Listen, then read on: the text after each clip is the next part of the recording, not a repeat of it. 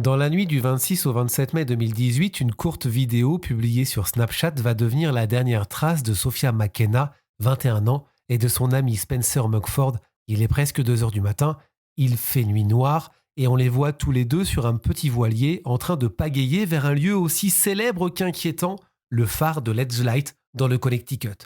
Sur la vidéo, l'ambiance semble légère, presque insouciante. Spencer rame, Sophia filme. La côte s'éloigne derrière eux.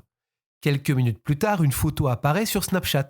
Sophia sourit, debout dans les escaliers du phare, juste à côté d'un panneau No trespassing, ne pas rentrer. Ce sera la toute dernière image de Sophia en vie. Le lendemain matin, l'inquiétude commence. Spencer ne se présente pas à un anniversaire familial. Sophia ne répond plus à personne. Et c'est à ce moment-là que la mère de Sophia découvre quelque chose de glaçant.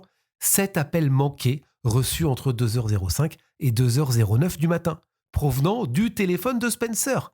7 appels en 4 minutes, des appels sans message, comme si quelqu'un avait essayé d'appeler à l'aide en urgence. Les recherches débutent rapidement. La voiture de Sophia est retrouvée, son téléphone est resté à l'intérieur. Le voilier, lui, est découvert, retourné sur les rochers, loin du phare.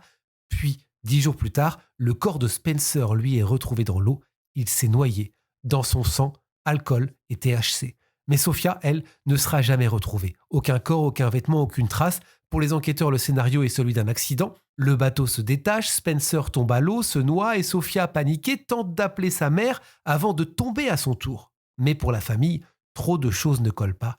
Les courants, la position du bateau, les appels répétés, l'absence totale de traces de Sophia et même une caméra au phare, longtemps présentée comme factice, qui aurait en réalité fonctionné. Aujourd'hui encore, Sophia McKenna est officiellement portée disparue.